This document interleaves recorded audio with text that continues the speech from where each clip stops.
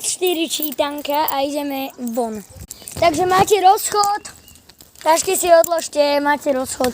Toto je dnešná posledná hodina. No máte rozchod. Ríša, Daniš, nebehaj tam.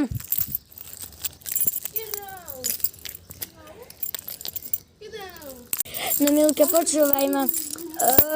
Dneska, čo sme mali tú previerku, aj s tvojou triedou si tam bola, tak vlastne, čo to bolo, tak tvoje deti, že vraj robili zle našej triede.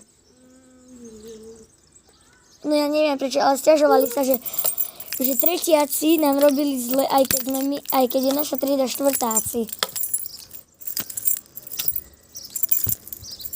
No Milka, ja neviem prečo, ale že tretiaci robili štvrtákom zle. Akože v mojej triede, tvoja trieda robila mojej zle.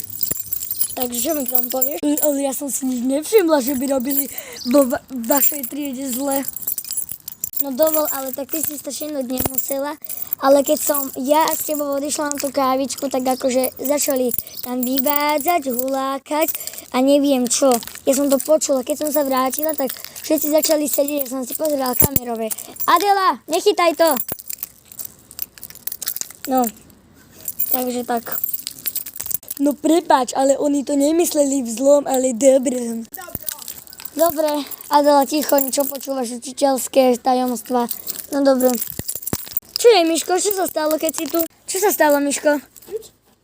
Tak čo si tu?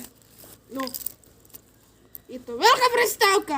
Tak sme vonku. Však sme vonku. Ale je čítanie. Není veľká prestávka. No však sme. A čo tu riešiš teraz? No tak potom. A neuč po učiteľoch. Jej, ďakujem, Adelka. Aká pekná zamrzlina. Mišo, čo to kopeš do tej Adely? Si tú loptu zoberiem. Bude už u mňa tuto. Kúpila som ju. Tak to ťažko. Jasné, je to školská. Ďakujem, Adelka, dobre to bolo. Ale nie už školkárka, ale však dobre. Ďakujem. A ty sa nesmej! Mišo, prestaň! O 5 minút zvoní, ideme donútra už potom. Týždenníci, zvolajte nástup, Mišo. Mišo, Adel, zvolajte nástup. Nástup, deti, ideme. O 5 minút začína prírodoveda.